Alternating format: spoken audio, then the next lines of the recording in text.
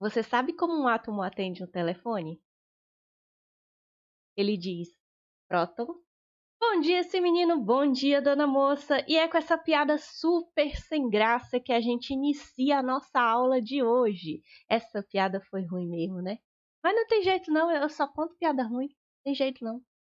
Mas por que que eu contei essa piada sem graça? Eu contei essa piada só para ilustrar que todos nós, assim como toda a matéria que existe na natureza, que nós temos conhecimento, são formados por átomos. De acordo então com a teoria atômica, toda a matéria que existe é formada por uma combinação dos átomos dos elementos químicos de que nós temos conhecimento.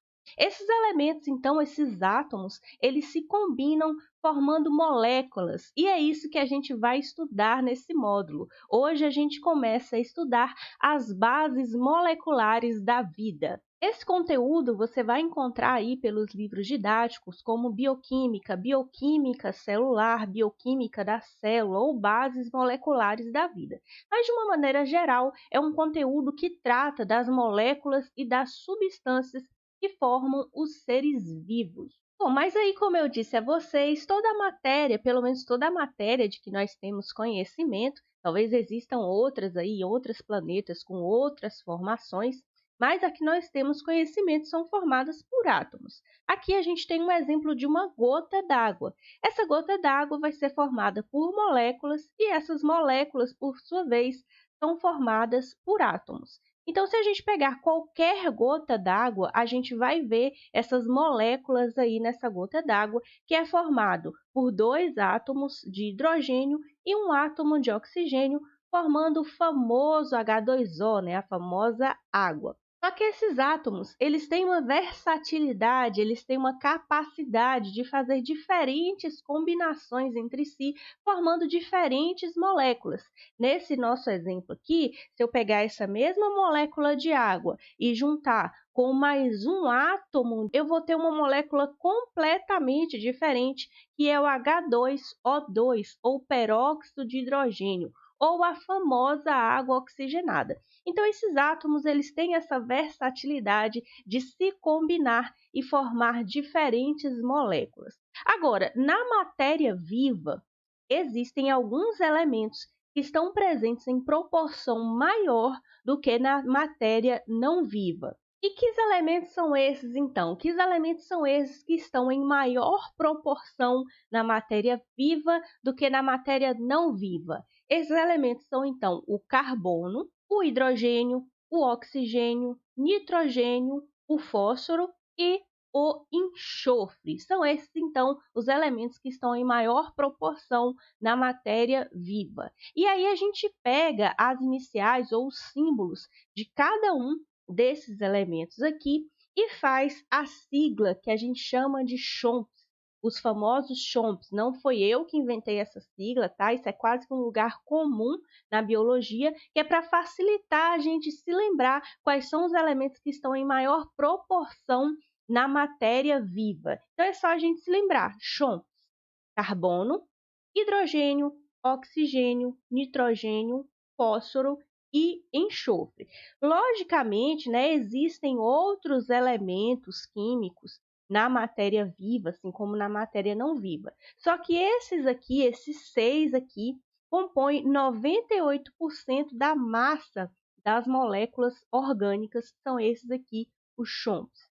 O que talvez está predominante aí nas moléculas orgânicas é o carbono. O carbono, então, ele é um elemento que ele tem uma alta versatilidade. Como assim, né, professor? Uma alta versatilidade. O carbono, gente, ele consegue combinar-se entre si e combinar-se com outros, diversos outros elementos, formando uma grande variedade de moléculas orgânicas, como, por exemplo, olha só, o carbono combinado com o hidrogênio e o oxigênio, forma a glicose, que é um tipo de açúcar, um tipo de carboidrato extremamente importante para a nossa vida.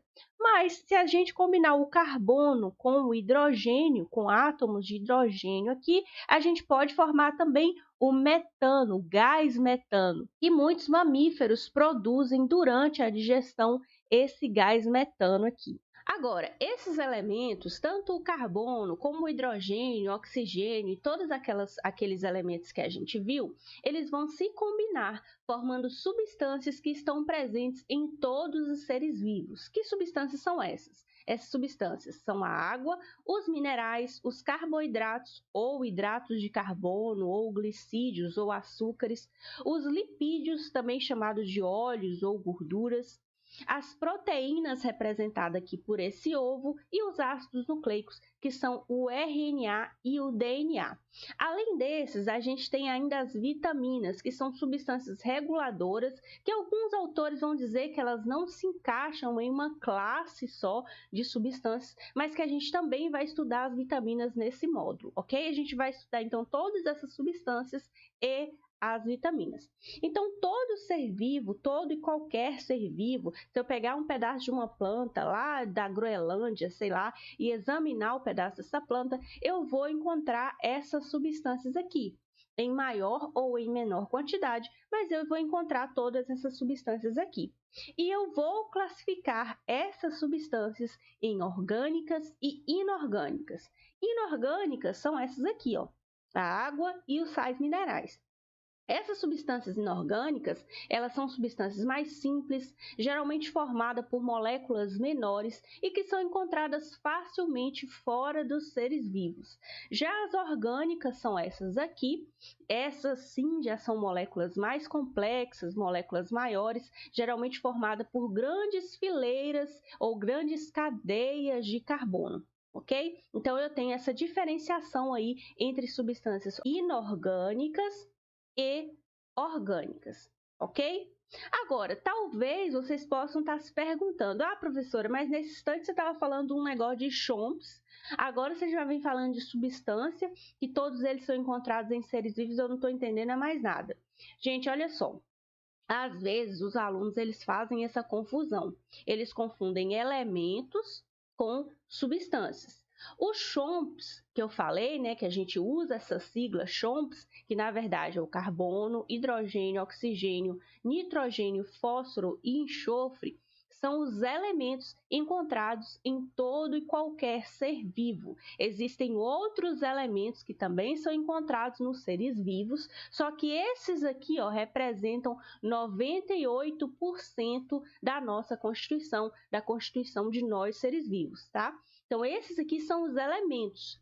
Esses elementos, então, eles vão se combinar formando as substâncias, que são a água, minerais, carboidratos, lipídios, proteínas e ácidos nucleicos.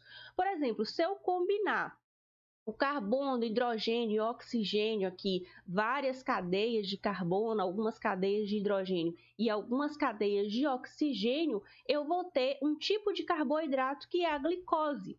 Então, esses elementos se combinam formando essas substâncias aqui, que eu classifico essas substâncias como orgânicas e inorgânicas, beleza? Agora, como é que eu separo as moléculas orgânicas das inorgânicas? Como é que eu sei ali qual é orgânica e qual é inorgânica? Antigamente, né, no passado, a gente dizia que substâncias orgânicas são aquelas fabricadas no interior de organismos vivos. Então, toda e qualquer substância que só é fabricada no interior de organismo vivo é orgânica. Só que aí, em 1828, Frederick Wöhler veio e disse: epa, não venham de colher não, que a comida aqui não é sopa. Na verdade, Frederick Wöhler foi o primeiro a conseguir sintetizar a ureia em laboratório.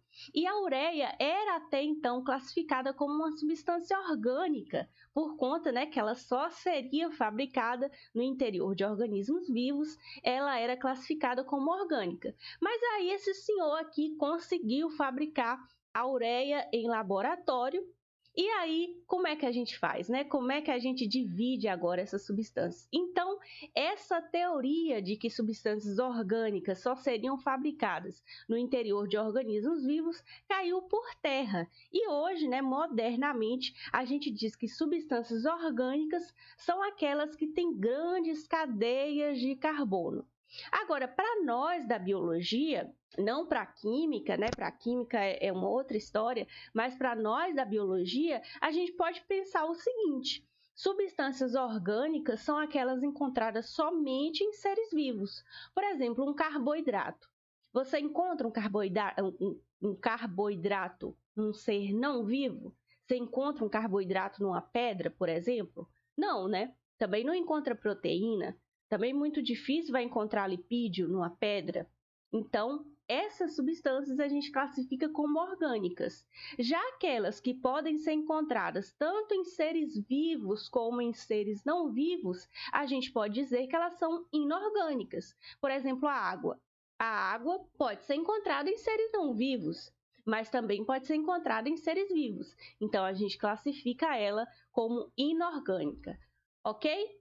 E agora, então, como sempre, para terminar, vamos fazer um exercício? E é uma questão que caiu no vestibular da Universidade Estadual do Maranhão em 2020, nesse ano. No início desse ano, foi a primeira fase de uma seleção lá da Universidade Estadual do Maranhão. Aí o texto diz o seguinte: pegue 21 elementos da tabela periódica da química. Reserve as maiores proporções para os seguintes elementos: oxigênio, nitrogênio, hidrogênio e carbono, e adicione uma pitadinha dos 17 que faltam. Assim, é preparado o corpo humano, uma combinação metabólica feita na medida certa. No geral, somos constituídos por carboidratos, água, sais minerais, proteínas e lipídios. Das substâncias citadas no texto, além dos carboidratos, são consideradas substâncias orgânicas. Então, ele vem nos falando aqui desses elementos, né, que estão mais presentes aí nos organismos vivos. Ele não falou de todos aqui, mas isso aqui a gente já sabe o que seria os chomps. Ele não falou de todos aqui, faltou pelo menos o fósforo e o enxofre ali, mas a gente já sabe que são os chomps. Ele fala aqui então no texto que esses elementos aqui, eles vão se combinar para formar carboidratos, água, sais minerais, proteínas e lipídios, né? E aí ele pergunta para a gente, além dos carboidratos, quem mais que seria aqui substâncias orgânicas? Vamos ver então aqui, ó. A gente viu que substâncias orgânicas são aquelas que podem ser encontradas somente em seres vivos. Então, olha só, carboidrato ele já falou para a gente que é uma substância orgânica. Água é uma substância orgânica ou inorgânica? A água, ela pode ser encontrada em um ser não vivo? Pode. Então, a água é inorgânico. Os sais minerais, eles são orgânicos ou inorgânicos? Sais minerais podem ser encontrados em organismos não vivos? Sim, podem ser encontrados em organismos não vivos. Um exemplo de sal mineral é o ferro. E o ferro ele pode ser encontrado por aí em organismos não vivos. Então, sais minerais é inorgânico. Proteínas podem ser encontradas em organismos não vivos? Não, né? Proteínas não. Então, proteínas são orgânicos. E os lipídios podem ser encontrados em organismos não vivos? Também não. Então, os lipídios também são orgânicos. Então, vamos ver aqui quais é que são orgânicos aqui. Olha só, água e proteínas. A água não é orgânico, então a letra A já não é. Sais minerais, lipídios. Sais minerais a gente já não considera como orgânico, então também não é. Letra C, sais minerais e proteínas. Novo, sais minerais? Também não é. Letra D, água e sais minerais? Eita, só inorgânico aqui, ó. Água e sal mineral também não é. Tomara que seja a letra E, senão a gente está no sal. Letra E, proteínas, lipídios? Muito bem, proteínas e lipídios são, então, substâncias orgânicas. Ficamos, então, com a letra E, de efemeróptera. Então, muito bem, minha gente, essa foi a nossa aula de hoje, a nossa aula de introdução a bases moleculares da vida. Eu espero que vocês tenham gostado, eu espero que tenha ajudado vocês. Se vocês tiverem alguma dúvida, deixe aqui nos comentários que eu vou tentar responder o mais breve possível. E se você gostou dessa aula, deixe o seu curtir aqui, que é para o YouTube entender que essa aula é relevante para a gente espalhar a biologia aí para outras pessoas, espalhar a palavra da biologia pelo mundo afora, ok? Até mais, minha gente, e até a próxima!